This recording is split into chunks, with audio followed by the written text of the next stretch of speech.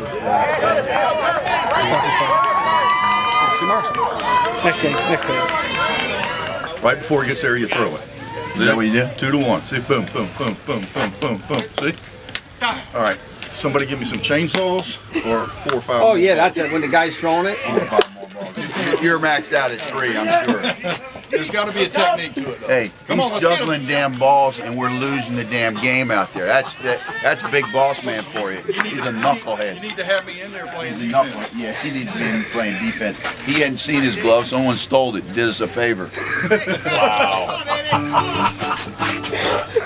Ed and Audie are kind of a dynamic duo. Ever since they got together, they've had the same vision of building, the greatest softball team, in the country, which they've done, obviously, just winning championship after championship. But also now they're spreading a lot of good everywhere with their kind of, mission trips and their charity programs. I never get in a fight with an ugly man because he's got nothing to lose. And that's why nobody fights That's why I Ed don't Rose. fight him. Yeah. Audie is the peacemaker, and Ed is like the Tasmanian devil.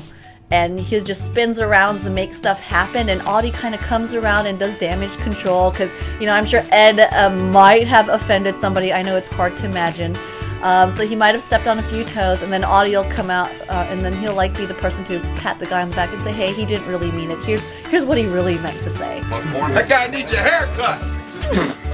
There's a lot lost in translation with Ed's presentation, but that's kind of, what you gotta love about Ed and appreciate, and he adds a little flavor to everything. But together, they complement each other so well, and I think that's why they've been able to get such amazing results, because they are a great team.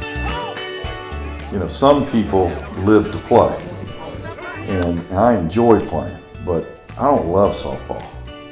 But what I enjoy is putting a team together that can go out and win. So let's show up in the morning and let's really kick some butt here and hit it into high gear, right? You with me? Everybody in here, let's do it, all right? Most of the top players seem to be hard to manage types, seem to be type A personalities. Look, we got egos on this team. Everybody's got egos. We wouldn't have a good team. Everybody on this team is the top 4 batters on any other team in the state. So a guy that's 4th may have to bat 8. I mean, if you want to be on a great team, you got to do what you got to. With Ed Rose, who came into the organization, Ed's a type A personality. So Ed will get up in your face and he'll scream and he'll yell and he'll do whatever he's got to. And so the end result is we put together, I think, a winning formula.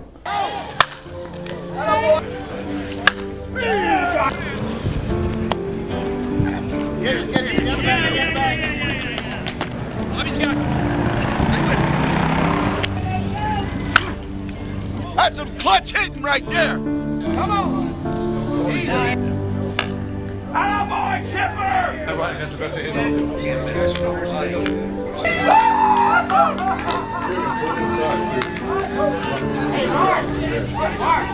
We expect to win every game. I mean, we don't want to just win, we want to dominate. Why? Because we want these guys who are great players to show their greatness every time. And if we do that, majority of the time we win. But if we don't win, it does hit hard. Jack Aronson. Jack is a ball player, he can really hit the ball. I mean, he's hit 18 balls out of Detroit Tiger Stadium. A guy with a big heart, adds a lot of spirit to the team, and besides giving us a lot of healthy food. That Garden Fresh Salsa stuff is really good.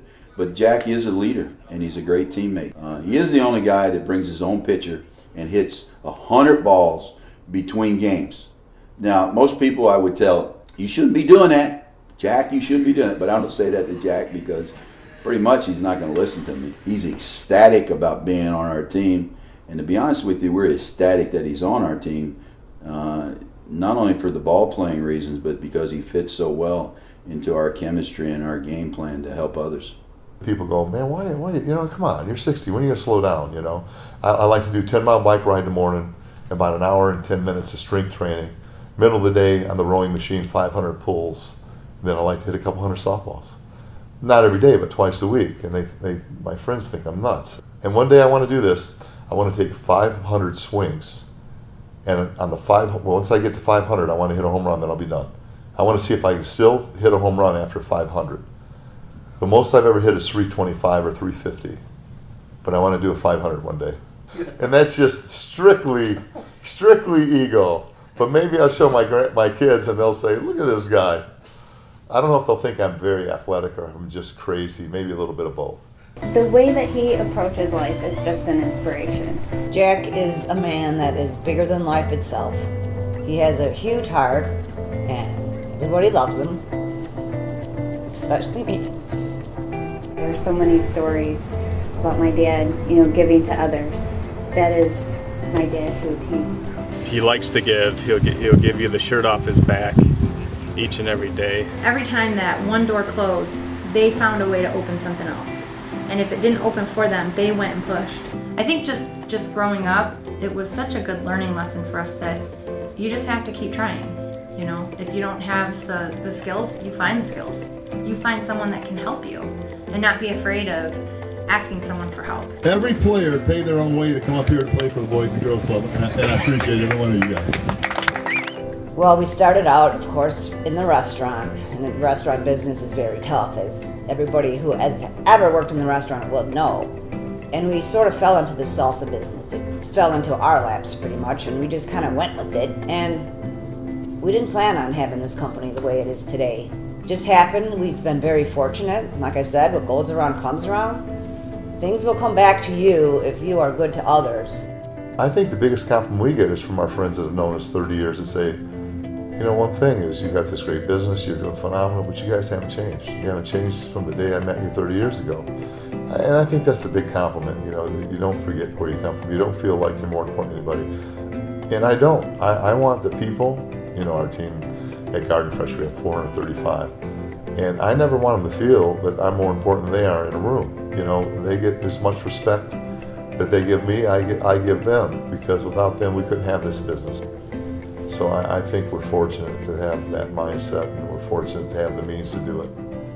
I can see it even in my kids, where they look to what can we help someone with? Whether it's just being encouraging to someone or a pat on the back or trying to help in some way. That's, we definitely have learned from him. A month and a half ago, I'm driving home from the gym in Florida, and a guy's standing on top of a bridge on the railing. Now, it's only about that wide. And he's standing there, and he's looking down into the water. And I go over the bridge, and I go, what a knuckleheader. I thought he was a risk taker maybe. So I go over, and I'm thinking, nobody's stopping, and that's sort of, I'm trying to pass it on to the other guy. Is somebody going to stop up there and see if he's okay? And I'm driving, I'm looking in my rearview mirror, and nobody stops. And the old cartoon, devil, angel,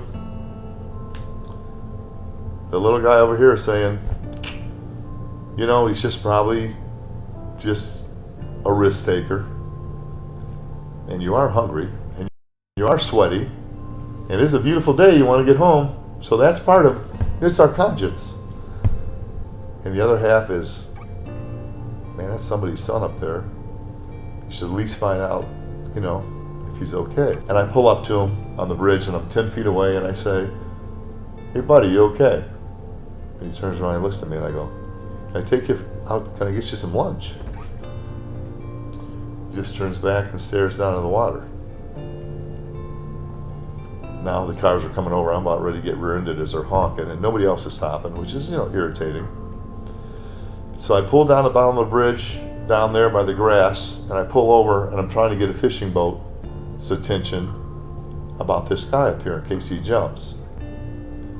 But I call 911 just in case. You're on the phone with 911 with the deputies, and they say, can you keep an eye on him? Where are you? And he's still there, and she's keeping me on the phone, and I've told her where to go, and of course it's seeming like forever, and I'm trying to get a fishing boat. And then I hear some commotion, and I go, he's not there. And she goes, they've got him. But what I'm thinking is, this guy's a risk taker, and he's just standing up there, probably does it every Sunday morning, and the poor guy just got him arrested. And that's the end of that, because I drove away. 2 weeks later I come back, and I told my neighbor about it when I got home. In June, my neighbor says, you're a hero. And I go, how come? She goes, it was on the news the next day. Pinellas County, he was going to commit suicide. He had just broken up with his girlfriend, and had lost his job, and he fought with the deputies, but when he got to the hospital, he thanked them for saving his life. So, that, first of all, I was glad I didn't get him arrested, meaninglessly, but my daughter on Father's Day just did a really nice post about, her being her hero. That's the most important thing, that they appreciate it, because that's what you want your kids to do, not to be oblivious to what's going on. And I almost was. I went past this guy. So the biggest thing for me, and my kids picked up about it, is to realize things, what's going around you. Give people an extra thought, because I would have been devastated if that news story was this guy killed himself, and myself along with 1,000 others just drove by.